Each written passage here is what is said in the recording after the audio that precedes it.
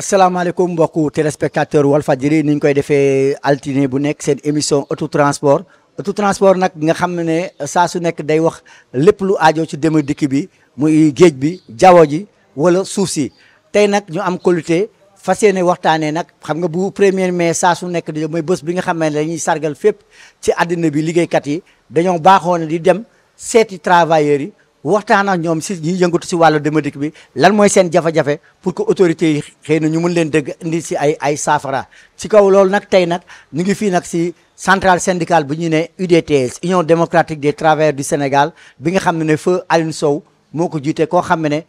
naatable wu ci mouvement syndical ku mu doonoon ak yooyu léegi nag moo tax tey nag ñu fas yéene seet si ay liggéeykat yi nga xam ne dañoo nekk si Dakar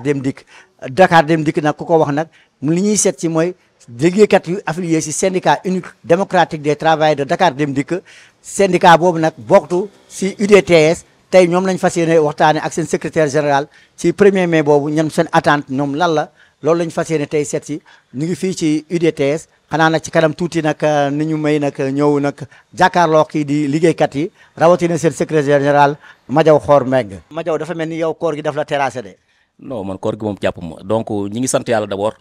di la nuyu Théo bu baax si sa présence fii si UDTS maanaam ci centrale bi nga xam ne tey ñun le syndicat unique des travailleurs de Dakar Dem Dikk fi la ñu affilié nekkoon ci réunion d'évaluation donc ma nekk fi ak le bureau mes adjoints ak membres yëpp ñu jëm ci wàllu 1er mai. tey nag ñu ngi waajal 1er mai tey daa wax ren lan moo évolué ci Dakar Dem Dikk ci condition liggéeykat yi loolu mooy première laaj ndax seen revendication yi ngeen déposé daaw am na lu ci avancé. donc tout d'abord en ce qui concerne les revendications ñun li ñuy wax rek gisaguñ suñu bopp bu baax a baax ci revendication yooyu ku wax ak yàlla nag xam ni boobu ba léegi ñi ngi daw ci ay revendication am na nag ay efforts yu ndaw mais li travailleurs di xaar dëgg-dëgg ci revendication yi ak condition de travail yi gisaguñ ko ba tax na 1er mai mi ñu jëm ñun en tant que syndicat dañuy taxaw muy le C3D pour mën a gën a insister ci réclamation yooyu ak ay revendications yi xam ni tey ak yelleefu liggéeykat la surtout nag lu ëpp solo moment bii ñu koy xaar ci directeur général bi Assane Mbengue mooy la signature de l'accord d'établissement bi nga xam ne tey moo englobé toutes les revendications syndicales pour liggéeykatu Dem Dikk yi mën a gis seen bopp bu baax a baax ci entreprise bi nga xam ni tey plus qu'un patrimoine la ñu wax te ku wax ak yàlla Dem ak Dikk bi tey bu ñuy wax mooy la solution Dem Dikk la mais liggéeykat yi nga xam ne tey ñoo nekk ci réseau bi di daw war na leen mën a jox seen ak seen yelleef moo tax ñuy wax Assane Mbengue lu mu gën a gaawee nañu signéel accord d'établissement bi nga xam ne tey bu ñu ko signé woon liggéeykat bu nekk di nga mën a gis sa bopp ci entreprise bi nga xam ni entreprise bu am solo la pour askan wi. est-ce que mën nañu xam continuer plateforme de revendicative boobu ci accord d'établissement boobu. donc xam nga accord d'établissement tey bu ñu ko waxee mësuñu ko am à Dakar Dem Dikk moo tax ñun en tant que des syndicats surtout le syndicat C3D demander à ce que ñu signé ko parce que nee naa la moo englobé toutes les revendications syndicales ba tax na tey bu ñu waxee revendication maanaam mooy plan de carrière des travailleurs ak condition de travail ndax travailleur Dem Dikk yi ku wax ak yàlla xam ni seen plan de carrière sooxe na tey ñu bëri si ñoom tey ñi nga war a avancer mais lu yàlla xam doy na ba tey condition de travail que zalika tey boo demee si yenn terminus wala yenn gaare sa yaram day daw te loolu nit ki balaa nga naan naam da nga fay nekk kon encore une fois signature de l'accord mooy li nga xam ne daal bu ko directeur général bi signé te bëgg na ko nag mais na ci gaaw ndax même président de la République son excellence monsieur Bassirou Diomaye Faye wax na ko que nañu signé les accords kon encore une fois suñu première doléance su 1er mai du C3D mooy la signature de l'accord d'établissement pour les meilleures conditions de travail maanaam accord d'établissement soo ko déggee mooy tey kenn dootul salfaañe ak yelleefu liggéeykat saa yi bu ñu ko signé ku si nekk si ñun fi nga nekk ak liggéey rek moo lay avancé loo. léegi lan ngeen tënk si accord d'établissement bi lan ngeen bëgg seen ponk yi lan lañ war a def yéen. maanaam ponk yi accord bi dafa bari ay ponk. li ma si tey mënuñu wax ponk yëpp mais li si ëpp solo mooy moo tënkal la ko mooy plan de carrière liggéeykat yi maanaam liggéeykat yi di avancé di am ay promotion selon seen liggéey ba pare tamit seen ay conditions de travail ci gaar yi ci bureau yi ci dépôt yi ci lépp mën a méngoog jamono ba nit ñi nga xam ne ñooy liggéey di yóbbu nit ñi ci kaar yi mën a gis seen bopp. lu weesu loolu daal ñun li ñuy demandé mooy Dakar Dem Dikk gis nañ changé nañu logo bu bees te ñëpp xam na ne tey plus qu'un patrimoine la foofu ñun li ñuy demandé en tant que syndicat mooy na Sénégalais yi gën a respecté bis yooyu nga xam ne tey jàpp nañ ni saa yi bu ñu taalee benn bis rek yóbbu nañ ay nit chômage te Dem Dikk fi mu toll nii syndicat bi lu muy demandé mooy tey gis nañu tey le réseau urbain am na war nañ ko mën a élargir yaatal ko ba ci extrême banlieue bi nit ñi mën a ko dem ko dikk ndax dañuy wax moment bii ñu changé logo yi changé couleur yi dem dikk bu gën a jege askan bi la ñuy laaj kon ñun syndicat bi li ñuy demandé mooy na fexe le directeur général ñu élargir les réseaux urbains tey boo demee ci interurbain bi gis nga Sénégal dem dikk fu waaye di dem moo la yóbbu boo demee dans les liaisons du nord foofu dinaa fa wax ne le directeur général na xam ne liaison du nord boobu ak liaison du sud réseau la comme réseau urbain tey boo demee si liaison du nord boobu tey ay minibus yi fay daw méngoowul ak jamono kon encore une fois bis Iveco yi am nañu fexe yóbbu ko si liaison yooyu pour aussi respecter askan woowu nekk foofu muy sud ba pare tamit ñu ngi demande à ce que ñu fexe am les liaisons du centre parce que loolu dina permettre entreprise bi dina permettre sénégalais yi ku si nekk foo mënti nekk nga mën a am accès si bisu dem dikk yi te dina tax tamit liggéeykat yi nga xam ne tey ñi ngi fii depuis 20 ans ñëpp xam ne depuis 20 ans ñu bëri ñi ngi à Dakar mën a am une affectation auprès de leur famille maanaam location wàcc la restauration wàcc la nit ñi mën a dem te recrutement bi ñu war a def tamit ndax dem dikk dafa bokk si entreprise yoo xam ne dañu war a relever le défi du chômage maanaam ñu mën a def un recrutement par zone bi nga xam ne tey dina permettre liggéeykat yëpp ndax ñun fi ñu jëm ëllëg Afrique dem dikk am na Gambie rek moo am tey Maroc war na am Mauritanie war na am kon le syndicat unique des travailleurs de Dakar dem dikk daal mi ngi demande à ce que di ko demandé waat le directeur général mu gën a góorgóorlu si plan de carrière yi ak condition de travail yi di wax état du Sénégal am na si responsabilité parce que tey lu bëri ci entreprise bi état la kon tamit état bi tamit na jàppale dem dikk ci lan bor yi nga xam ne tey ñëpp xam ne dem dikk dafa endetté lourdement ñu fexe état tamit baal ñu bor yooyu ñu mën a fay suñu bor yi nga xam ne moo nekk ci biir entreprise bi lu mel ne ay prestations familiales yi nga xam ne tey mi ngi commencé waat di gën a yokku les coopératives d'habitat ak bépp engagement bi nga xam ne rek travailleur bi Dakar dem dikk précompté na ko ñu mën ko delloo liggéeykat yooyu ndax tey ku wax ak yàlla tey fi ñu toll nii travailleurs yi soxla nañu ay logements sociaux ndax tey état tamit tant que baalu ñu bor yi ba dooleen ñu tey liggéeykat bu nekk ak foo mënti nekk war nañu mën am tey des logements sociaux pour jàmbaaru liggéeykat yi nga xam ne ñi ngi ci Dakar dem dikk di sonn guddeeg bëccëg pour dab bànneexu askan bi. yàgg ngeen jàmbat tamit leen mooy ñu leen di jox maanaam compensation financière yi à temps te nu mu waree parce que ticket yi ngeen di jaay maanaam méngoowul dëgg ak trajet yi ngeen di daw parce que da ngeen def service social état promet ne moom ndax service public lay def dafa am leneen loo xam ne moo koy endossé mais malheureusement léeg-léeg yéen li ngeen di laaj dëgg pour ñu fay leen loolu dañ koy wàññi ba pare te duñ leen ko jox à temps. moo tax man la lu jëm ci wàllu compensation yi état dafa war a gën a bàyyi xel dem dikk di ko jox ay compensation à temps ba pare bor bi nga xam ne moom la Dakar dem dikk ameel état du Sénégal état baal ko pour ñu mën a am au moins des nouveaux bus pour mën a gën a exploiter suñu ay réseau loolu lu am solo la pour état bi xam ko maanaam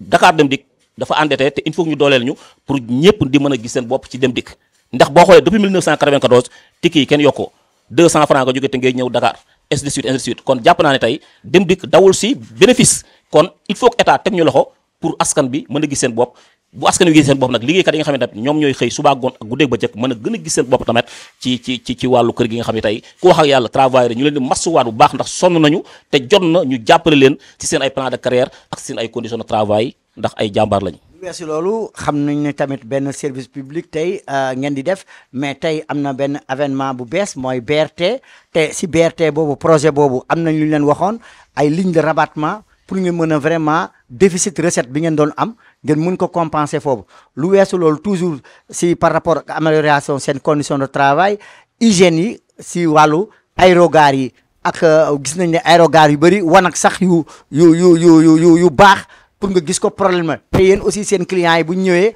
war nañ am fu ñu toog arrêt yi aussi même chose ci wàllu boobu seen relation ak CETUD est-ce que yéen dem ngeen dox yéen travailleurs yi parce que yéen tamit yéen a jànkonteel directement ak askan bi pour wax leen seen jafe-jafe yooyu. xam nga tey lu jëm ci wàllu CETUD je pense que joxul sax respect Dakar dem dikk parce que tey. waaye Madiaw non CETUD joxuñu respect loolu dama koy wax. l'autre jour bi ñuy toogee ak. Thierno Birame waaw uyul waat daal liggéeykat Dakar dem dikk de nee na yow gisuñu la de santuruñu la de te demoo li la war de. li ma ko wax mooy nañu gën a respecté Dakar dem dikk ndax Dakar dem dikk lu mënta ñàkk la tey gis nañ BRT gis TER ñaata milliards lañ fay dugal te tey Dakar dem dikk fii may wax ak yéen lu yàlla xam doy na amuñu kaar yu doy moo tax attente bi yàgg kon encore une fois nañu respecté defaral suñu ay arrêt yi nit ñi di mën a taxaw ci arrêt yi ndax ñi nga xam ne ñooy jël bisu dem dikk yi dafa am solo ba dañ leen war a jox seen cër bu loolu weesoo lu jëm ci wàllu direction générale bi na gën a bàyyi xel tamit liggéeykat yi si maanaam seen ay conditions maanaam gaar boo dem tey war na am toilette war na am restaurant war na am mosquée loolu tey boo demee dépôt Thiaroye yi demal ci atelier yi sa yaram day daw depuis des années ndox maa ngi fa taa te loolu déjà amul hygiène amul dara kon ci wàllu hygiène bi ak sécurité bi foofu dañuy demander waa à ce que le directeur général Assane Mbengue nag delloo soit xelam te gën a jàppale liggéeykat yooyu ci wàllu hygiène ak sécurité dépôt yi parce que ñun toll nañ fi nga xam ne tey Dakar Dem Dikk war nañu mën a am ay dépôt yu bees. CETUD bi nga xam ne moo yore vraiment réseau d'exploitation transport urbain Dakar. mais xam nga tey CETUD déggoo li ma la expliqué dama ne la CETUD li mu waroon def sax defu ko ndax soo seetloo fan yi passé gis ngeen fi benn projet bu ñu lancé woon mooy RTC yàlla suturaal nañu sax ba projet boobu dara taxaw ko ci loolu yëpp pour gën a xeex Dakar Dem Dikk bi nga xam ne moo na fi ñàkk kon CETUD na xam ne Dakar Dem Dikk mooy ndayu transport ci Sénégal nañu respecté jox ñu suñu cër te liggéey ko te Dem Dikk yi formation bi nga xam am nañ ko maanaam li nga xam ne moom la leen jàngal tey boo duggee kaaru Dem Dikk sa da ngay mën nekk ci sécurité nekk ci confort nekk ci régulateur parce que dañu am un centre de formation bi nga xam ne tey dañ ko war a mën a def un centre de formation international te CETUD loolu ndimbalam la que Dem Dikk am loolu ku wax ak yàlla xam ne tey Dakar Dem Dikk fi mu toll nii tey war nañu mën a fexe tey ba am benn usine de montage de bus bi nga xam ne dañu leen permettre chaque année muy tàngoor wala seddaay ñu am ay bus yi nga xam ne day adapté wu ak askan wi parce que boo seetlee Iveco yi bu tàngaay bi jotee fii receveur yi ñu ngi nii conducteur yaa ngi nii équipage yëpp ñu mën nañu seede gars yi dañuy xam ci kaar yi te loolu c'est pas normal kon nañu gën a jàppalewaat Dakar Dem Dikk daal ñun suñu revendication la pour ñu jox ak yelleefu Dakar Dem Dikk bi nga xam ne mënul ñàkk CETUD nañu respecté parce que tamit Dem Dikk daal moo fi ne leneen nekku fi nag waaye ñeneen ñi nga xam ne ay professionnel automobile nekk ci Dakar Dem Dikk dama mën a wan lim ñi nga xam ne ay vulcanisateur wala ay mécanicien ñoom tamit ci mbir bi lañ bokk mais dañuy dégg souvent yéen syndicats yi daal boo leen waxee rek chauffeur receveur ngay dégg waaye yéen lan moo tax loolu parce que gars yi ñu ngi koy kaasa ñun yàgg nañu waxal direction technique ndax ñun ñëpp la ñu yemale muy waa exploitation boo waxee réseau muy conducteurs yi receveurs yi régulateurs yi contrôleurs yi ñoom ñëpp mais tamit direction technique dafa am solo ci entreprise bi moo tax ñuy demander à ce que nañu am benn centre de contrôle technique bi nga xam ne tey daf ñuy permettre suñu techniciens yooyu ñu gën leen former ñu gën a am xarañte parce que ay jàmbaar lañu te ku wax ak yàlla xam ne fii may waxee yow ni tey boo demee technique plan de carrière sooxe na am na si ñi nga xam ne depuis 2000 avancé wuñu te loolu c'est anormal moo tax may demande à ce que daal la direction na gën a bàyyi xel la direction technique techniciens yi ñu jox leen seen cër comme ni ñu koy demandé lee liggéeykatu Dem Dikk yëpp fu waaye mën a nekk ren bu déwénee nga mën a yokku moo tax ñuy demande encore pour terminer la signature de l'accord d'établissement bi nga xam ni mooy englober toutes les revendications syndicales. ma jaw sa kàddu bu mujjee ak 1er mai bi looy wax liggéeykatu Dakar Dem Dikk rawatina liggéeykatu Sénégal ak gouvernement bi ak direction Dakar Dem Dikk ci situation travail Sénégal. fi may tëjee daal damay sant d'abord le syndicat de C3D di sant le bureau bi toog fii parce que tamit ñi la jiital ñoo la gën yàlla def na ñi fi toog ñi ñëpp ay membre lañu wax dëgg yàlla ma leen di sant di leen ñaanal di leen remercier ci seen taxawaay muy samay adjoint ak ñi fi teew ñëpp parce que tamit syndicat bi syndicat de qualité la fii ñu nekk muy UDTS ñëpp xam na ne C3D qualité la kon encore une fois li ñuy demandé daal mooy premier mai leen jëm suñu ay revendication mooy signature de l'accord d'établissement di ñaaxaat liggéeykat yi di leen masawu di wax waa Dakar Dem Dikk le syndicat unique des travailleurs de Dakar Dem Dikk dina taxaw ngir xeex ak yelleefu liggéeykat pour les meilleures conditions de travail ak plan de carrière surtout nag plan de carrière ak conditions de travail di waxaat premier bi daal yal nañ ci àgg ak jàmm feeto ko ak jàmm fu liggéeykat nekk ci Sénégal yal na yàlla defal ndam UDTS nag ñëpp xam nañ ñu ngi préparé congrès le 27 bi nga xam ne SG Mariama Diallo moo ko jiite foofu tamit ñun à chaque fois li ñu gëm daal mooy UDTS centrale bu baax bi la parce que fii la mburu mi tànge yal na yàlla def jàmm ba yaakaar bi nga xam ne am nañ ko ci liggéeykat yi am ko ci Dakar Dem Dikk am ko ci état bi yàlla suñu borom mottale ko balaa 1er mai ñu signé ñu accord bi travailleurs yi mën a amaat beneen élan mën a gën a taxawaat liggéey bi ci lépp li nga xam ne daal lu war la ci travailleur. téléspectateur Walfadjri ni ñu koy defee rek autotransport moom fu nekk lay génn tey nag gis ngeen ne fii lañ ñëw nag ci waa Dakar Dem Dikk doon leen doon seet si waaye nag am na loo xam ne jaaxal na ma nag ma jaw sa syndicat bi ci bureau bi jigéen yi rek xanaa parité bi moom dafa xaw a sooxe xam naa dañ xaar ci yeneen diggu jamono nga daal di yokk parité bi. non parité bi xam nga dafa fekk ni Dakar Dem Dikk tamit ñëpp mënul leen disposer. mais jigéen ñi tey ñi ngi ci yeneen mbir yi nga xam ne tey boo demee infirmerie boo demee service social. ñi ngi ci mbir yi nga xam ne daal mënuñu tamit di def réunion di parallèle le réseau wala parce que ñun li ñu gëm mooy le travail d'abord balaa ngaa doon SG wala lu mën doon liggéey d'abord ñun loolu la ñu gëm moo tax en général Fatoumata moo fi représenté. ñëw jege si pour wax si kàddu jigéen yi loo bëgg a wax si jigéen yi nekk Dakar Dem Dikk ban message nga leen di wax ci fête 1er mai bi mbirum parité pour nga mën a décliner message lay wax direction bi ak état bi ci situation soxna yi. alors salaamaaleykum man la SG Fatoumata Sall Sud 3D di liggéeykat Dakar Dem Dikk mu mel ni li nga wax rek ci 1er mai bi ñëpp xam nañ ni kat jigéen Dakar Dem Dikk yi ay jàmbaar lañ ay ñafekat lañ ay bañkat lañ ndax kat damay wax si yaa ngi wax sànq naan SG di ko tooñ naan xanaa receveurs yi kese la ak conducteurs yi bien vrai que nag ñoo yor transport bi mais. technicien ñu ngi si mais quand on jigéen ñi nag da nga gis jigéen ñoo xam ne dañuy réveiller à 4 heures du matin wala 3 heures du matin juste pour gérer transport Dakar Dem Dikk bi donc ñooñu ay jàmbaar lañ. am na conductrice. am na conductrice bien sûr am na conductrice am na ay technicienne y a des directrices aussi donc facette boo dem rek exploitation kii boo dem corps boo dem rek jàpp ne am na jigéen ñoo xam ne ñoo ngi fa waaye nag dañoo ndaw lool donc ñoo ngi ñaan DG Assane Mbengue nga gën ñoo yokku jigéen ñi si wàllum réseau bi nag nga gën ñoo say jàpp du ma tax yox mais nga gën ñoo say jàppale ba bépp jigéen boo xam ne yaa ngi si réseau bi nga wàcceek na réseau mbett na trop. yaa ngi ko déggandoo nag liggéeykat Dakar Dem Dikk waa syndicat unique des travailleurs de Dakar Dem Dikk bootu si centrale syndicale UDTS ñoom lañ seet si woon galaa ñuy waajal fête du travail bi kon nag ngeen jàpp ne autotransport saa su nekk si benn anam lay génnee tey nag nii la ñu ngi wax nag ne ñu ngi dem seeti yeneen secteur d' activité parce que nag war nañ dajax ñi nga xam ne ñoo nekk Dem Dikk bu aajo ci géej bi ak jaww ji war nañ waxtaan ak ñoom kon ngeen xam ne lépp nag maa ngi wax bonne fête du travail par anticipation à tous les travailleurs de Dakar Dem Dikk. téléspectateur Walfadjri xam nga ni ñu koy defee ñu ngi ko doon wax ne autotransport nag fu nekk lay fël gannaaw bi nga xamee ne nag seet si nañ liggéeykatu Dakar Dem Dikk tey nag seet si nañ ñi nga xam ne ñoo yëngatu si Dem Dikk bu aajo ci suuf si ba tey waaye si saxaar si rawatina nag kenn koo xam ne nag xam-xamam màcc na ci wàll wi mooy Mbène Sène nekk secrétaire général syndicat bu ñuy oowee SATRAI mooy syndicat autonome des travailleurs du rail affilié à l'UNSAS mooy union nationale des syndicats autonomes du Sénégal te membre fondateur am di feu Mademba Sock koo xam ne nag kenn maanaam ñëpp xam nañ ko daanaka si mouvement syndical sénégalais Mbène Sène galaa ñuy sóobu nag ci waxtaan bi ñu may la nga nuyoo ak téléspectateurs yi. Merci Théodore pour encore une fois cette invitation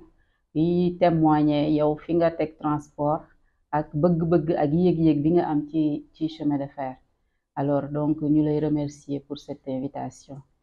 tey nag ñuy waxtaanee maanaam thème bu am solo parce que du leen naataable génn nañ nag ci lenn ay diisoo yoo xam ne dafa engagé woon ñetti pàcc muy les négociations tripartites entre gouvernement patronat ak centrale syndicale yi saxaar si nag am ci solo parce que nguur gi yàgg na agité mooy relance du transport ferroviaire moo tax tey enjeu yi lan la ak tey liggéeykat yi ñoom lan lañ ciy xaar. moo tax tey ak fête du travail bi nga xam ne lañu war a amal ñu ñëw seet ci leen pour ñoom xam ci Mbène Sène génn ngeen si ndaje boobu tey est-ce que mën nañ xam lan lañ ngeen jot a jàpp yéen liggéeykat yi ak lan ngeen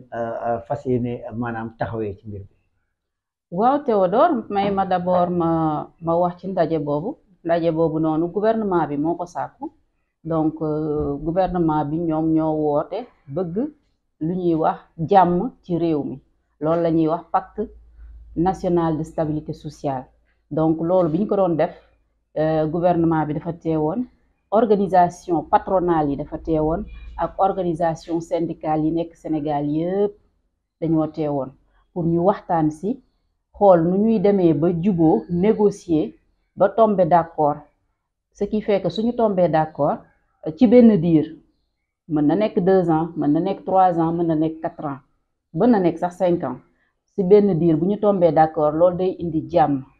des 2 côtés wala des 3 côtés te xam nga jàmm stabilité sociale fu mu am rek paix sociale fu mu am facilement développement économique day ñëw donc gouvernement bi ils ont compris que ne dañoo soxla stabilité sociale d'abord pour faciliter le développement économique alors ñun aujourd'hui li ñu ci concerne ñun secteur des transports mooy li fi nekk rek mooy l'application des conclusions états généraux yi nga xam ne fa lañ jógee fan yi donc comme ñi ngi ci nekk phase de déroulement bi la dañuy toog rek di espérer que ne bientôt incha allah dinañ jaar ci phase concrétisation mooy appliquer décision yi ñu jëloon ñun loolu moo ñu ci concerné ñun côté chemin de fer. ñenn ñi dañuy jàpp ne pacte bi nag lu tax a jóg négociation ñenn ñi dañoo bëgg sax fii ak avant 1er mai daal di signer pacte de stabilité sociale est-ce que jàpp nga loolu mën naa am fu mu toll nii ci jamono bi nga xam ne maanaam travailleurs yi nag ñu ngi naan seen soxla daaw wala daawaati géej ba léegi moom la ñuy xaar te amagul saafara. waaw boo xoolee pacte de stabilité bi ñuy waxtaan boo xoolee lu bees trop. sax jubul lii organisation syndicale yi gën a laaj muy ñun chemin de fer muy enseignement xam nga muy dans la plupart yi domaines yu bari ñoom lan lañ demandé mooy application xam nga gouvernement lan lañ leen doon di sonalee mooy ñëw jël ay engagement yu ñu dul appliquer. Donc dans un premier temps accord yi fi nekkoon yëpp engagement yi fi nekkoon yëpp pour gouvernement bi appliquer ko. Bien sûr xam nga organisation syndicale yi aussi temps yi li xew ci réew bi yëpp ñun gis nañ ko mooy les pertes d'emploi. Ils ont aussi demandé au gouvernement que ne suñu bëggee une certaine stabilité il faudrait que ñu réintégrer waat ñenn ñi. Alors léegi pacte sax def ko peut-être du problème mais li gën a jafe ci pacte de stabilité mooy l'application, le respect des engagements. Est-ce que le gouvernement dina respecter engagement? Alors donc sur ce point-là mën naa rafet njort parce que ni ñu leen gisee ñoom nee nañ lépp lu ñu mënul duñ ci engagé wu. Alors li ñu mën la ñuy wax moom la ñuy def ñun tam ñu nangul leen ko suñu parvenir ci loolu donc application bi amaana yàlla mën na def du am benn problème. nguur gi nee na dafa war a bëgg a suqali Dem ak Dikk bu aajo si saxaar si tey yéen liggéeykat yi seen gis-gis ci loolu tey yéen lan nga xam ne mooy seen jafe-jafe ak li ngeen di laaj. waaw xam nga en prélude de 1er mai bi comme ni nga ko waxee sànq ñun boo xoolee suñuy revendication suñuy jafe-jafe année yi passé yëpp benn la bi année yi passé yëpp li ñuy laaj yëpp benn la. mooy lan mooy suñu passif bi ñu régler ko mooy lan ñu suqali entreprise bi boo xoolee loolu la ñu xool nu ñuy relancer suñu activité régler suñuy problèmes sociaux yi pratiquement wax boobu fan yi année yi yëpp mooy ñëwaat passifu retraité yi passifu ñun travailleurs yi mais aussi ñu suqali entreprise bi. Donc soo boolee ñun suñu revendication yëpp que ça soit 1er mai 2025 bii ñu nekk 2024 ba ci année yi passé yëpp boo xoolee ñaar la mooy nu ñuy def ba sauvegarder suñu outil de travail chemin de fer doxaat saxaar yi doxaat ñëpp gis ci seen bopp mais aussi ñu régler les problèmes sociaux. C'est-à-dire passif social bi. Est-ce que xayma ngeen seen koppar yi nga xam ne moom lañ yoral mooy passif social boobu est-ce que jéem ngeen ko xayma? Non yooyu yëpp xayma nañ ko yooyu yëpp defar nañ ko ba teg léegi kay li ci des mooy état jóg si parce que tamit plus ñuy avancer déjà bu fekkee dara réglé defaroo na ne li lépp tegal la ko en 2024 ñu ngi 2025 su fekkee defoo dara passifu 2025 day ñëw yokkaat ci ce qui fait que ne donc y a lieu ñu toog ñu régler ko. ñaata lañ leen yoral si koppar est-ce que jéem ngeen def benn étude? waaw montant yi bari na je préfère montant yi bari na mais bokkuñu li nga amee retraité yi montant la. li ñu amel caisse de sécurité sociale montant la. li ñu amel rek xam nga fii mooy autotransport léeg-léeg dañuy bëgg nag. téléspectateur aujourd'hui dafa am yoo xamante ne nii si c'est pas le plus important dafa bari parce que boo waxee nit ñi mën nañ focaliser wu ci xaalis. mais par exemple tey boo demee IPRES ñun soxlawuñ tey xaalis peut-être dans l'immédiat que état jël xaalis versé ko IPRES mais soxla nañ lu ñuy wax ay lettres de confort. yoo xamante nii si engagement yoo xam ne bu ko état jëlee écrit xam nga bu ko demee IPRES daal di engagé wu envers yenn retraités yi de la même façon aussi la caisse de sécurité sociale tey xam nga lépp état la donc état bu engagé wu envers ces institutions là donc loolu dinañu régler li nga xam ne nag ay jàmp la nga xamante ni si ñun tey suñu sañoon suba ñu régler ñu ko am na yoo xam ne ñun travailleurs yi à l'instant T bu ma jëlee exemple suñu coopérative d'habitat xam nga coopérative d'habitat vraiment travailleur bu nekk yaa ngi ñaan yàlla am sa kii bien vrai que ñun chemin de fer ça fait des années am nañ patrimoine waaye kenn mayu ñu terrain d'ailleurs sax ce sera l'occasion autorités yi suñu déggee ñu may ñu ñun ay terrain yu ñu moomal suñu bopp alors mais il faut comprendre foofu aussi que ne le coopérative yi par exemple am nañ ay 130 ay 110 millions xam nga loolu du dara nga amel ko coopérative boo xam ne ay travailleurs ñoo ko cotiser loolu war nga ko mën a liquider comme par exemple ñi nga xam ne ay syndicats lañ ci biir ay association ci biir entreprise bi seen cotisation yooyu c'est presque ay quelques millions la yooyu mën nañ ko liquider moo tax su ma waxee yëpp ay montants damay boole ay milliards ak ay millions et je préfère pour vous dire que ne am na yoo xam ne question de volonté la tey suñu état bu ñu defee volonté jàppale ñu facilement mën nañ épuiser yenn yi. yaa ngi wax lettre de confort boobu ci affaire problème retraité parce que yàgg ngeen ko jàmbaat te ay retraité yoo xam ne ñoom retraité lañ waaye pour ñu jot seen pension seen dafa nekk problème léegi tey fu mu toll nii lettre de confort boobu pour ñi xamul téléspectateurs yi lan lay tekki foofu. non loolu engagement de reconnaissance la rek c'est-à-dire que ne entreprise bi amoon na ay jafe-jafe bi mu amee jafe-jafe état jël ko téel ko boppam kon foofu période boobu noonu état moom mooy responsable jamono ñoo jëpp lépp luñ la dagg lépp loo cotisé état moo la yor moo nekk sa tutelle n'est-ce pas alors ak li fi xewoon yëpp état jëlaat kër geeg yooyu yëpp donc état moo nekk ci kaw kon donc état moom mooy tey le principal moom mooy responsable ci loolu yëpp donc ce qui fait que moom moo yore ay IPRES moom moo yore caisse de sécurité sociale donc moo tax moom mi nga xam ne mooy kilifa gi ci kaw moom bu engagé woo genre garantie la rek ne la ñuy fay leen man état après ñoom danañ xam ni ñuy lijjantee ñoom seen biir ci ay système de compensation donc loolu la. tey nag par rapport nag à l'offre de transport. ci kaw loolu wax ngeen ne transport marchandise mais bëgg ngeen généraliser def ko man transport de voyageurs bi tamit mu gën a kii li nga xam ne mooy région yi ngeen desservir ko loolu fan ngeen toll parce que dañu ne quand il n'y a pas de travail et de capital il peut pas avoir aussi de profit et surtout aussi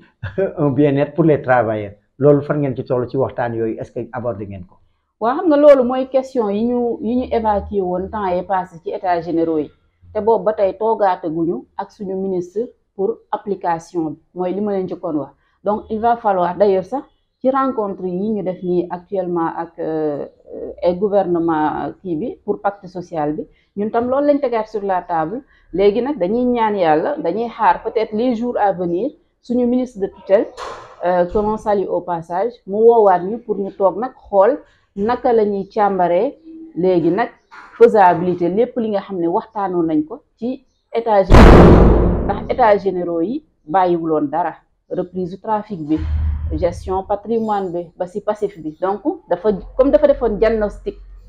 ci lépp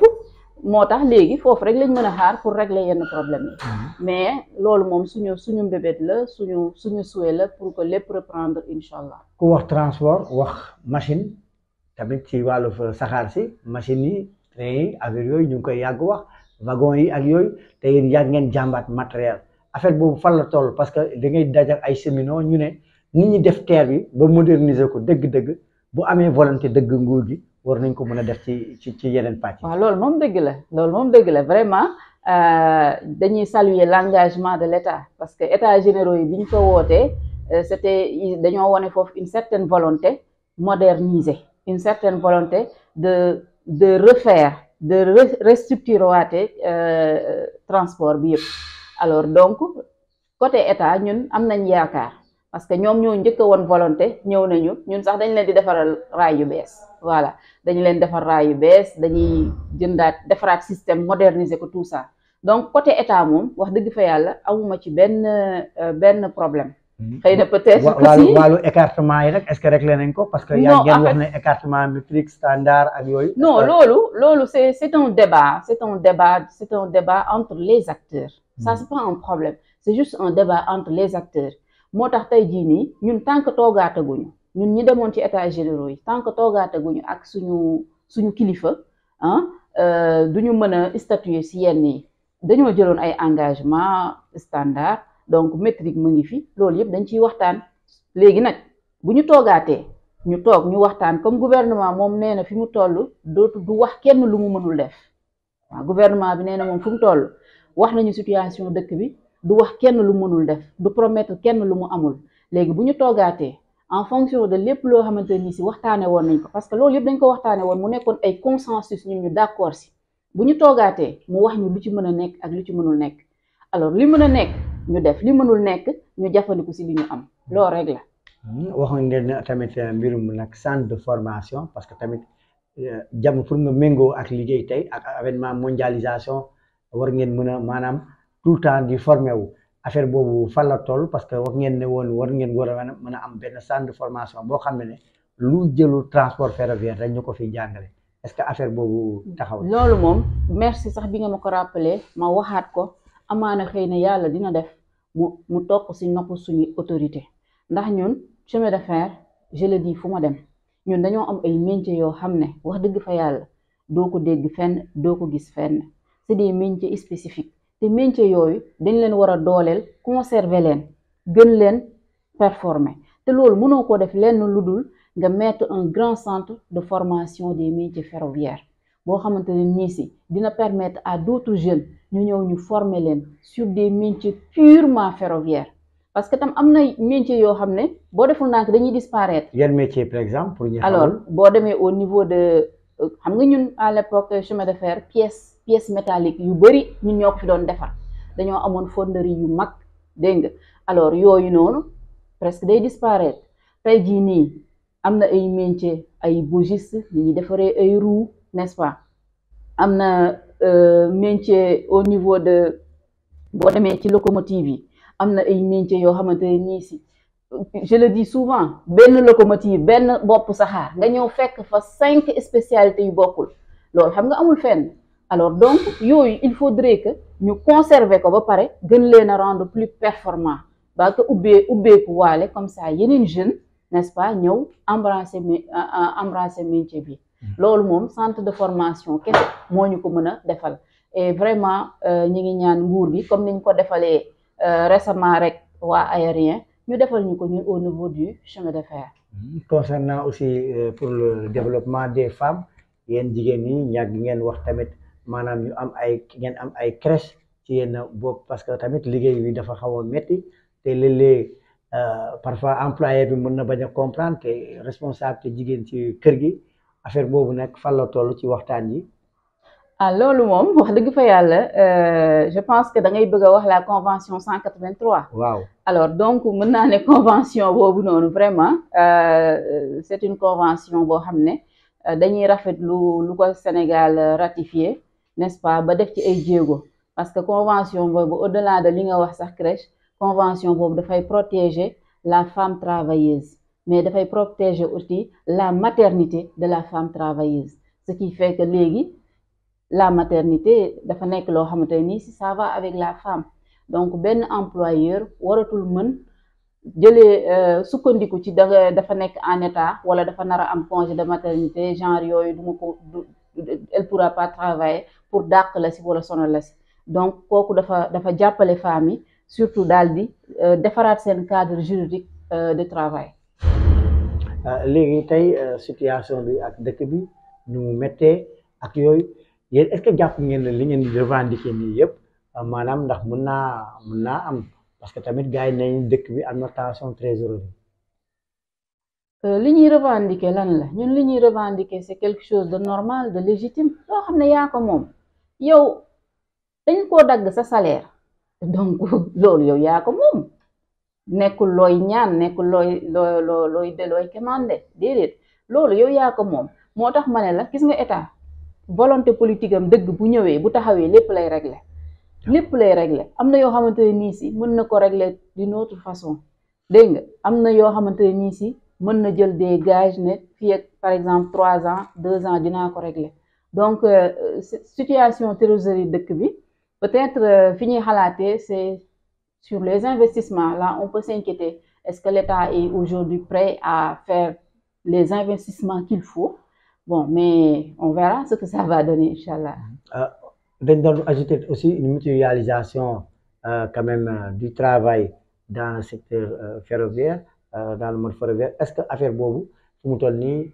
taxaw na wala ci yan parce que tamit utilisation rail bi pour la sécurité des passagers tamit xam nañ ne train pour circuler am na lu mu laaj est-ce que côté boobu yéen ngi communiquer seen biir entre par exemple yéen chemin de fer du Sénégal ak beneen bi entre est-ce que yéen ngi waxtaan ci loolu. waaw foofu tamit dama lay delloowaat rek ci états généraux yi am na lu mu wax ci nu ñuy liggéeyee nu ñu war a liggéeyee ak organe de régulation yooyu yëpp wax na si mais tegaguñ ko sur place mais à l'heure actuelle on n'a pas de problème les entreprises yi nga xam ne ñoo fi nekk muy CEFIX muy GCO muy GTS ba ci CFS gestionnaire de l'infrastructure amuñu benn problème on travaille dans de très bonnes conditions avec benn étroite collaboration côté boobu moom la communication passe on n'a pas de problème bon de toute façon ay acteurs yu nekk ci benn réseau du ñàkk des fois de petits détails mais de manière générale je pense que de part et d'autre vraiment c'est une franche et très belle collaboration foofu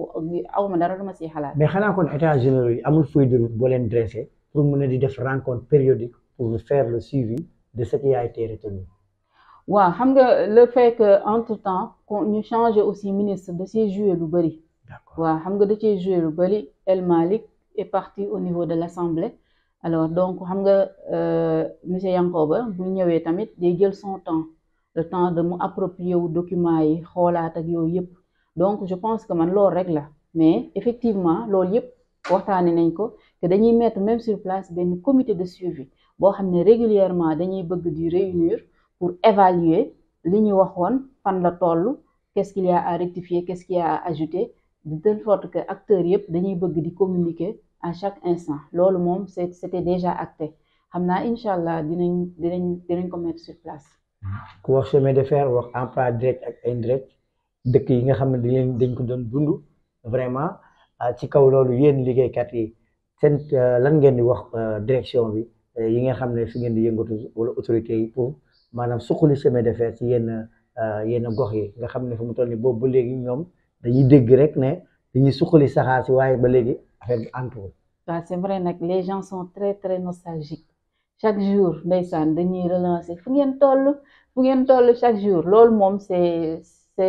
les Sénégalais qui c'est une demande quoi c'est une demande nationale si je peux m'exprimer ainsi donc Sénégalais yi ñoom ñoo bëgg ñoom ñoo soxla tey chaque fois boo waxtaanee ak surtout nos anciens ils sont trop nostalgiques ndeysaan et effectivement le souci du gouvernement mooy lan c'est de trouver mooy mu utal emploi surtout les jeunes on a une forte population de jeunes alors tey jii nii relancer les activités du chemin de fer est l'occasion pour le gouvernement mu régler une bonne partie de ces problèmes je l'ai dit quelque part l'autre jour que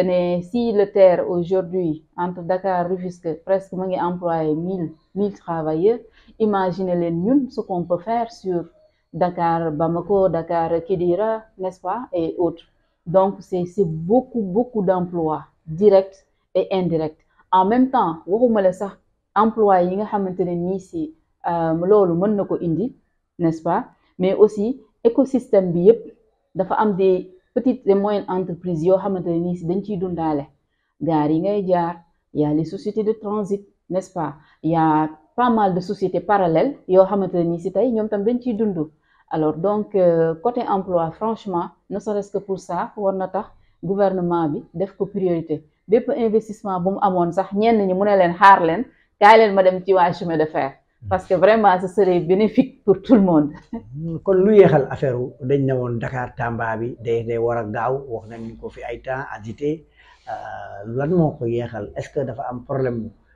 matériel wala lan moo tax affaire boobu yeex parce que dañ ne woon moom la ñu njëkk démarrer rapidement pour en attendant ñu kii leneen. waaw moi je dirais pas dafa yéex c'est un problème de vision stratégique. xam nga benn instant avec l'ancien régime yéen a ngi doon gis ñu doon dem ci ay jéego mais ñii bi ñu ñëwee dañ ne ñoom dañuy xaar bu ñu xaaree xool situation bi looloo indi états généraux yi ñu xoolaat les investissements qui ont été faits yi ñu defoon ñu càmbar investissement yi parce que gouvernement bu bees bi aussi nañ ko nangul dara moom dañuy aveuglément du ma ñëw rek di investir fépp fu may defati ay milliards dama koy étudier bu baax